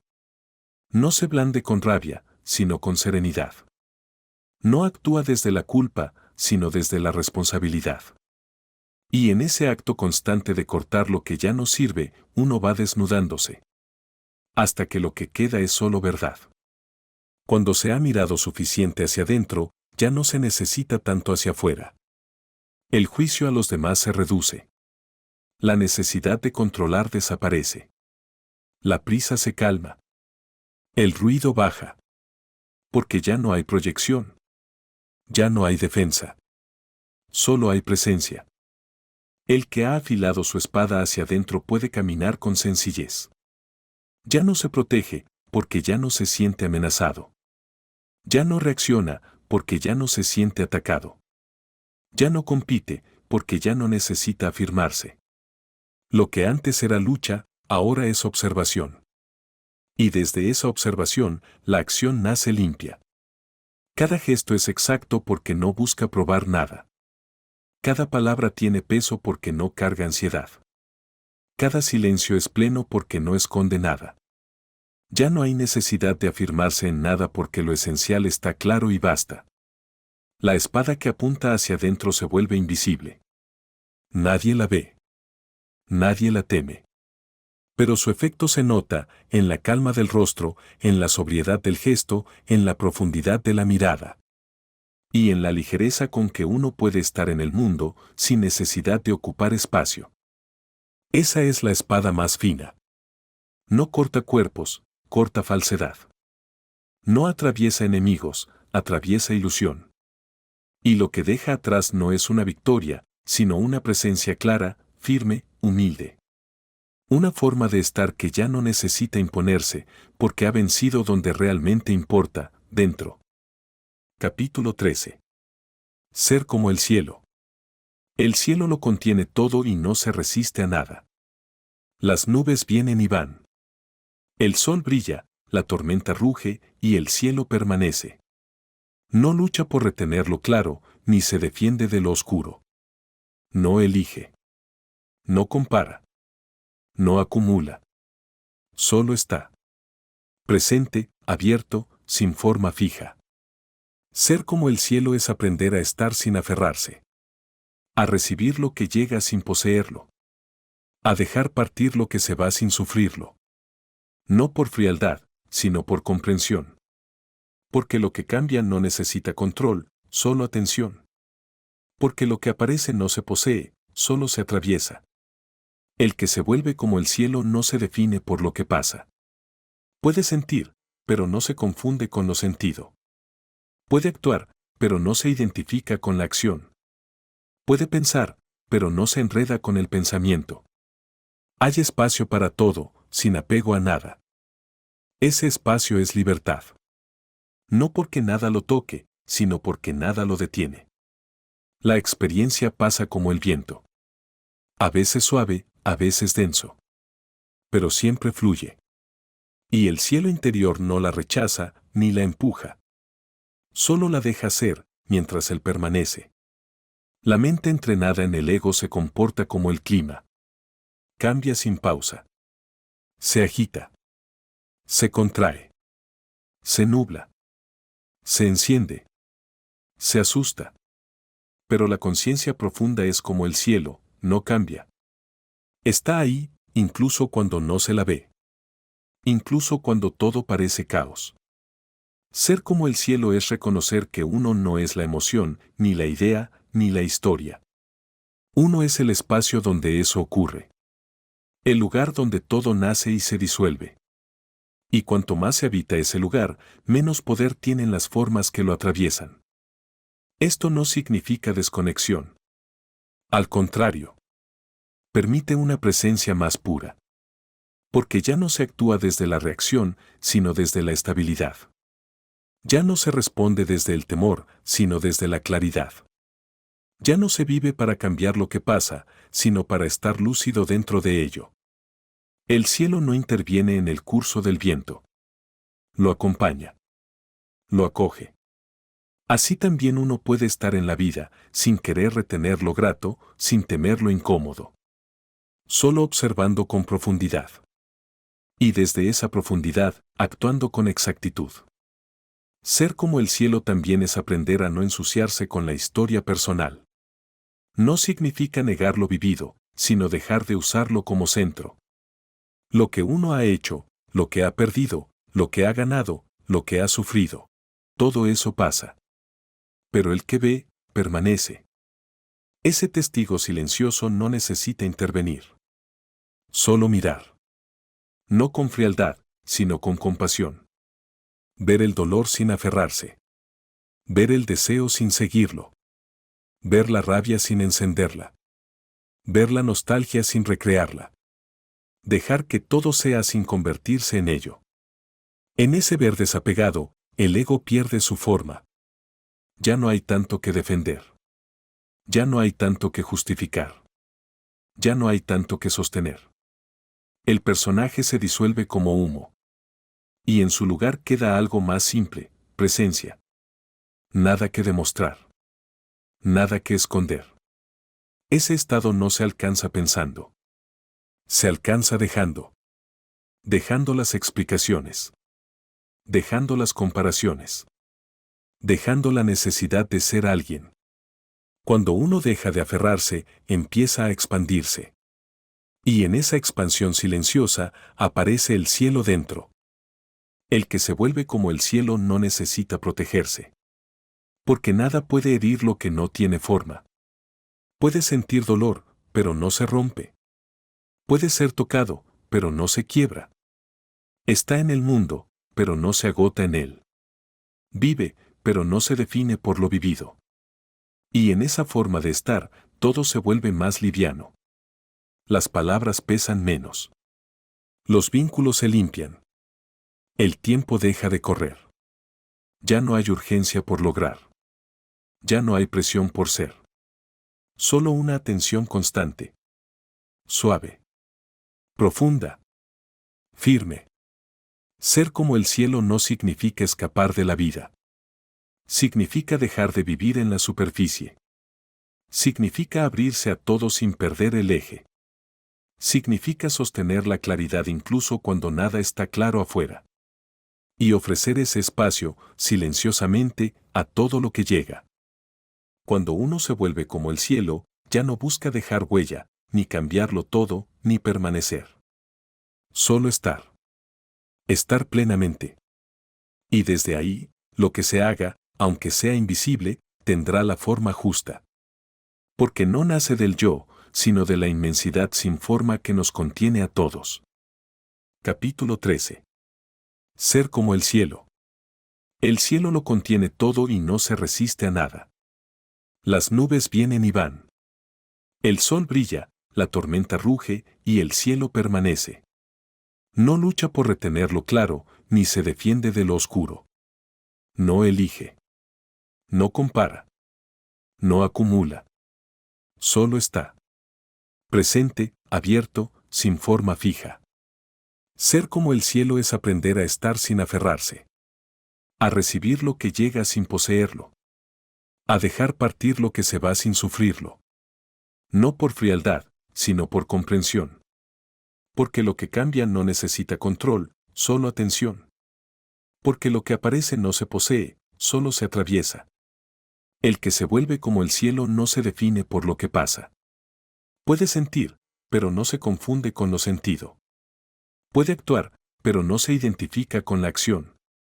Puede pensar, pero no se enreda con el pensamiento. Hay espacio para todo, sin apego a nada. Ese espacio es libertad. No porque nada lo toque, sino porque nada lo detiene. La experiencia pasa como el viento. A veces suave, a veces denso. Pero siempre fluye. Y el cielo interior no la rechaza, ni la empuja. Solo la deja ser, mientras él permanece.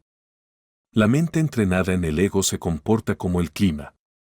Cambia sin pausa. Se agita. Se contrae. Se nubla. Se enciende. Se asusta. Pero la conciencia profunda es como el cielo, no cambia. Está ahí, incluso cuando no se la ve. Incluso cuando todo parece caos. Ser como el cielo es reconocer que uno no es la emoción, ni la idea, ni la historia. Uno es el espacio donde eso ocurre. El lugar donde todo nace y se disuelve. Y cuanto más se habita ese lugar, menos poder tienen las formas que lo atraviesan. Esto no significa desconexión. Al contrario. Permite una presencia más pura. Porque ya no se actúa desde la reacción, sino desde la estabilidad. Ya no se responde desde el temor, sino desde la claridad. Ya no se vive para cambiar lo que pasa, sino para estar lúcido dentro de ello. El cielo no interviene en el curso del viento. Lo acompaña. Lo acoge. Así también uno puede estar en la vida, sin querer retener lo grato, sin temer lo incómodo. Solo observando con profundidad. Y desde esa profundidad, actuando con exactitud. Parte 3. Ser como el cielo también es aprender a no ensuciarse con la historia personal. No significa negar lo vivido, sino dejar de usarlo como centro. Lo que uno ha hecho, lo que ha perdido, lo que ha ganado, lo que ha sufrido. Todo eso pasa. Pero el que ve, permanece. Ese testigo silencioso no necesita intervenir. Solo mirar. No con frialdad, sino con compasión. Ver el dolor sin aferrarse. Ver el deseo sin seguirlo. Ver la rabia sin encenderla. Ver la nostalgia sin recrearla. Dejar que todo sea sin convertirse en ello. En ese ver desapegado, el ego pierde su forma. Ya no hay tanto que defender. Ya no hay tanto que justificar. Ya no hay tanto que sostener. El personaje se disuelve como humo. Y en su lugar queda algo más simple, presencia. Nada que demostrar. Nada que esconder. Ese estado no se alcanza pensando. Se alcanza dejando. Dejando las explicaciones. Dejando las comparaciones. Dejando la necesidad de ser alguien. Cuando uno deja de aferrarse, empieza a expandirse. Y en esa expansión silenciosa, aparece el cielo dentro. El que se vuelve como el cielo no necesita protegerse. Porque nada puede herir lo que no tiene forma. Puede sentir dolor, pero no se rompe. Puede ser tocado, pero no se quiebra. Está en el mundo, pero no se agota en él. Vive, pero no se define por lo vivido. Y en esa forma de estar, todo se vuelve más liviano. Las palabras pesan menos. Los vínculos se limpian. El tiempo deja de correr. Ya no hay urgencia por lograr. Ya no hay presión por ser. Solo una atención constante. Suave. Profunda. Firme. Ser como el cielo no significa escapar de la vida. Significa dejar de vivir en la superficie. Significa abrirse a todo sin perder el eje. Significa sostener la claridad incluso cuando nada está claro afuera. Y ofrecer ese espacio, silenciosamente, a todo lo que llega. Cuando uno se vuelve como el cielo, ya no busca dejar huella, ni cambiarlo todo, ni permanecer. Solo estar. Estar plenamente. Y desde ahí, lo que se haga, aunque sea invisible, tendrá la forma justa. Porque no nace del yo, sino de la inmensidad sin forma que nos contiene a todos. Capítulo 14. El arte de desaparecer. El ego quiere permanecer. Quiere ser visto, recordado, necesario. Quiere dejar marca, quedarse en la memoria de los otros, ocupar un lugar. Pero cuanto más se insiste en quedarse, más se distorsiona el gesto. Lo que fue puro se contamina. Lo que fue justo se vuelve peso. Desaparecer no es fugarse. Es no retener. Es hacer lo que hay que hacer y luego disolverse sin huella. Es no apropiarse del resultado. Es no reclamar lugar. Es ofrecerse por completo y luego apartarse, sin dramatismo, sin necesidad de ser nombrado. Ese desaparecer es un arte porque no se logra con esfuerzo. Se logra con comprensión. Uno ve que todo lo que se fija se endurece. Que todo lo que se quiere sostener más allá de su tiempo se vuelve carga. Que incluso lo noble se vuelve obstáculo si no se suelta a tiempo. El gesto que desaparece no deja vacío. Deja espacio. No se extraña, se agradece. No genera dependencia, deja libertad. Es como la ola que se retira sin luchar contra la orilla. Como el perfume que queda un momento y luego se disuelve sin decir adiós. El arte de desaparecer también es el arte de no necesitar ser reconocido. El yo busca ser validado. Incluso cuando ayuda, incluso cuando ama, incluso cuando sirve, espera algo a cambio, atención, gratitud, continuidad. Pero cuando ese deseo se suelta, lo que queda es entrega sin condición.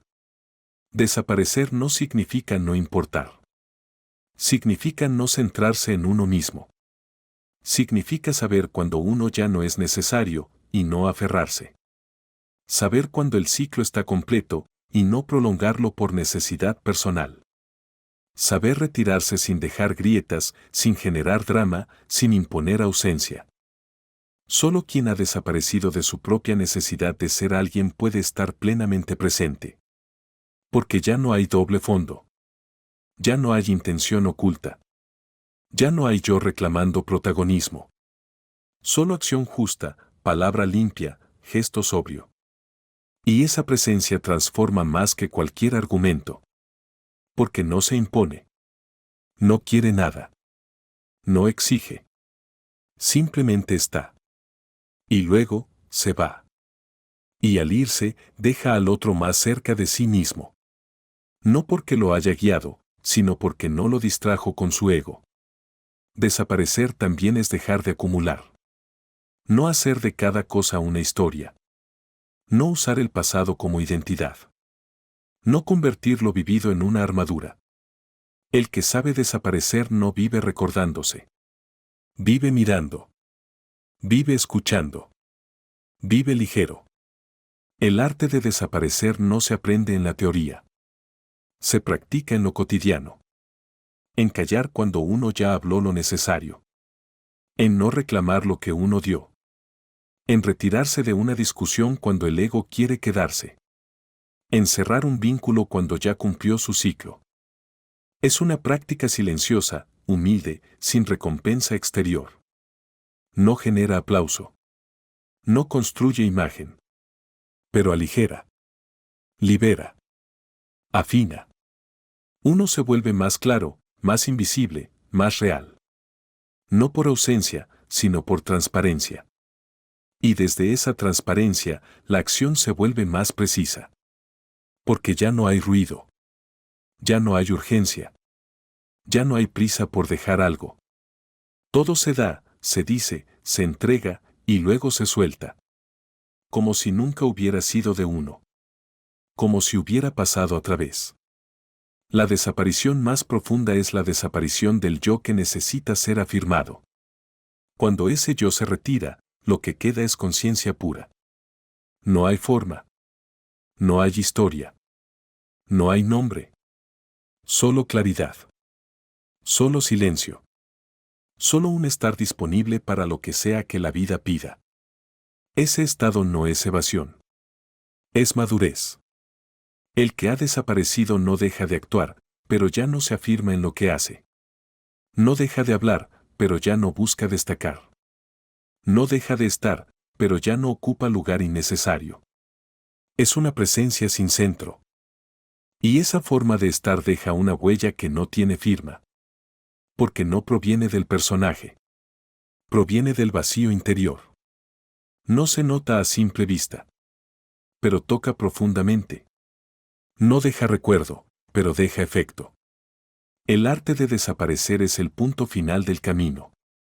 Cuando ya no se busca llegar a ninguna parte. Cuando ya no se intenta sostener nada. Cuando uno se ha afinado tanto que puede dejar de ser sin dejar de estar. Capítulo 15. Sin mirar atrás. Lo que ya pasó no necesita ser corregido, solo comprendido. El error no se repara volviendo sobre él una y otra vez, sino dejando de repetirlo. Mirar atrás con juicio es quedarse atrapado en la imagen que uno quiere ajustar. Pero el pasado no se arregla, se atraviesa. Se ve. Se suelta. No mirar atrás no es negar lo vivido. Es no vivir desde allí. No hacer del pasado un refugio ni una carga. No usarlo como excusa, ni como identidad. Lo que fue, ya cumplió su ciclo. Lo que uno necesita está aquí. No en el recuerdo, ni en el arrepentimiento, ni en la nostalgia. La mente que insiste en mirar atrás se debilita. Porque parte de su energía se queda allí. En la herida, en el relato, en la justificación. El que mira atrás para comprender, sana. El que mira para sostenerse, se detiene. La comprensión libera. La dependencia atrapa. Seguir sin mirar atrás no es dureza, es claridad. Es haber visto lo necesario. Es no querer vivir otra vez lo que ya mostró su forma. La repetición no da sabiduría. La atención sí. Y quien está atento al presente no necesita volver al pasado para encontrar dirección. El pasado solo tiene poder si uno lo invoca. No actúa por sí solo. Es uno quien lo revive. Lo arrastra. Lo carga. Y lo proyecta. Cuando se lo deja en su lugar, pierde fuerza. Deja de condicionar. Deja de interrumpir. Se vuelve un eco, no una orden. La acción verdadera no necesita pasado. Nace del ver claro ahora. Desde ese ver, uno puede actuar con más precisión que con toda la experiencia acumulada. Porque la experiencia, si no se renueva, se convierte en filtro. Y el filtro impide ver. El que ha soltado el pasado puede estar ligero. Puede hablar sin defenderse. Puede caminar sin justificarse. Puede decidir sin arrastrar. No porque no haya vivido, sino porque ya no necesita volver. Su energía está aquí, entera, sin ataduras. Eso le permite responder con frescura. Sin cálculo. Sin historia. Cada instante es nuevo. Cada gesto es primero. Cada decisión nace desde lo que es, no desde lo que fue. Y en esa frescura hay fuerza. No porque todo esté claro, sino porque no hay peso. Mirar atrás también es querer comprender demasiado. Es quedarse atado a la pregunta, ¿por qué? Pero muchas veces el por qué no libera. Solo entretiene a la mente. La verdadera comprensión no está en la explicación, sino en el ver lo que hay ahora con los ojos limpios. No se trata de borrar lo vivido. Se trata de no revivirlo como forma de identidad. Uno no es lo que le ocurrió. Es lo que hace con lo que le ocurrió. Y si lo que hace es repetir, se queda ahí. Si lo que hace es soltar, se libera. La vida no está interesada en que uno cierre todos los ciclos con palabras. Está interesada en que uno no se detenga. Lo que no se entiende del todo, también puede dejarse atrás. No todo lo que se suelta ha sido explicado. A veces basta con ver que ya no corresponde. Eso es madurez, no necesitar resolución perfecta. No exigir comprensión total. Dejar que el pasado quede incompleto. No porque no importe, sino porque vivir ahora es más importante. Y el presente no se abre si uno está de espaldas. Seguir sin mirar atrás es confiar. Confiar en que la vida no necesita ser controlada por la memoria. Confiar en que la dirección aparece en el paso mismo. Confiar en que no hay nada esencial que pueda perderse por no recordarlo. Esa confianza da firmeza. Ya no se depende de lo vivido. Ya no se pide confirmación. Ya no se necesita volver. El paso es entero. La decisión es limpia. El gesto es exacto. Porque no está siendo condicionado por lo que fue, sino sostenido por lo que es. Y cuando uno vive así, los vínculos se renuevan. Porque ya no se mira al otro con los ojos del ayer. Ya no se repite el patrón. Ya no se exige reparación. Se está. Se escucha. Se actúa. Y en ese estar, lo nuevo tiene espacio. La relación cambia. El que camina sin mirar atrás no es el que olvida. Es el que ha comprendido que el verdadero acto de honrar el pasado es no vivir desde él. Es el que ha decidido habitar este momento sin los hilos invisibles que lo atan a lo que ya pasó. Capítulo 16. Lo que no puede perderse. Todo lo que se puede perder no es lo esencial. El cuerpo cambia. Los vínculos cambian. La imagen cambia. El nombre, el lugar, los roles, las certezas. Todo lo visible se transforma. Pero hay algo que no se pierde. Algo que no depende de ninguna forma y que permanece incluso cuando todo lo demás cae. Ese algo no es un objeto ni una idea. No es un estado emocional ni una creencia. Es la conciencia que ve, que está presente, que atraviesa todo sin alterarse. Está en el fondo de cada gesto, de cada silencio, de cada instante vivido desde el centro. Muchos pasan la vida intentando proteger lo que puede perderse. Asegurar la salud, el afecto, la reputación, el control. Pero en esa defensa se pierde lo más importante, la conexión con aquello que no necesita protección, porque no puede ser dañado ni robado.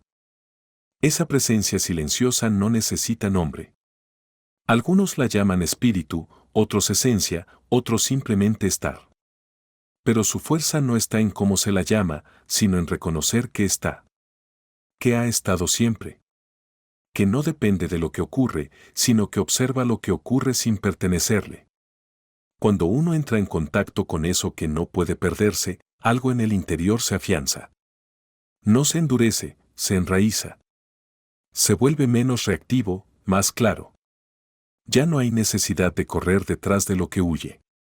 Ya no hay urgencia por sostener lo que cambia. No es indiferencia. Es lucidez. El amor sigue, pero no depende. La entrega continúa, pero sin apego. La acción se mantiene, pero sin ansiedad. Porque se ha comprendido que lo esencial no está en lo que uno tiene, sino en lo que uno es. Esa comprensión da estabilidad. Las cosas pueden salir mal. Alguien puede irse. La salud puede quebrarse. Pero la claridad interior permanece. Y desde esa claridad, uno puede vivir lo que toque con dignidad, sin caer en el miedo a desaparecer. Lo que no puede perderse no necesita afirmación externa. No busca ser visto, ni defendido. No cambia con la opinión del otro. No se apaga en el silencio. No se eleva con el elogio. Permanece. Y esa permanencia no es dureza, es presencia. Quien se ha asentado en eso que no puede perderse ya no negocia su paz. Ya no la entrega a cambio de afecto, éxito o seguridad. Puede estar en medio del ruido sin desordenarse. Puede moverse por el mundo sin perderse. Porque sabe desde dónde vive. Esa raíz no impide el dolor, pero impide la caída. Sufrir no es hundirse. Perder no es destruirse. Equivocarse no es fragmentarse. Porque hay un eje que no está en juego. No se construyó, no se sostiene. Solo se reconoce. Y al ser reconocido, sostiene todo lo demás. Esa es la verdadera libertad, no vivir sin dolor, sino vivir sin ser gobernado por él. No evitar la pérdida, sino atravesarla sin perder lo esencial. No buscar seguridad fuera, sino habitar la claridad interior que no se altera. Y desde ahí, la vida cambia.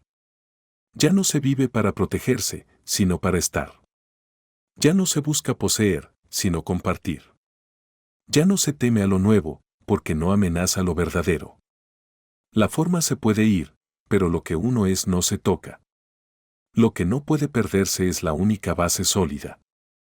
Todo lo demás es frágil. Todo lo demás, en algún momento, caerá. Por eso, el sabio vive ligero. Ama sin miedo. Actúa sin cálculo. Entrega sin retener. Porque ya no se aferra a lo que no puede durar. Y al no aferrarse, no se quiebra. Al no depender, no se agita. Al no exigirse ser alguien, puede ser cualquiera. Lo esencial en él no se confunde con su historia, ni con su forma, ni con sus logros. Está presente como un fondo silencioso, que no cambia. Vivir desde ahí no es especial. Es simple. Es recordar lo que ya estaba. Es volver a lo más íntimo, que nunca se fue. Es soltar todo lo que uno creyó que era y encontrarse con lo que no necesita nombre para ser. Esa es la culminación del camino, no haber acumulado algo nuevo, sino haber soltado lo innecesario hasta quedarse con lo que siempre estuvo. Lo que no se puede perder porque no nació en el tiempo. Lo que no se puede dañar porque no tiene forma. Lo que no se puede nombrar porque ya es. Si te ha gustado este audiolibro y quieres seguir explorando más historias llenas de misterio, conocimiento y enseñanzas que pueden transformar tu manera de ver la vida, suscríbete al canal. Aquí encontrarás más relatos fascinantes que te harán reflexionar, aprender y disfrutar de cada palabra. No te pierdas el próximo audiolibro, porque cada historia es una nueva puerta hacia lo desconocido.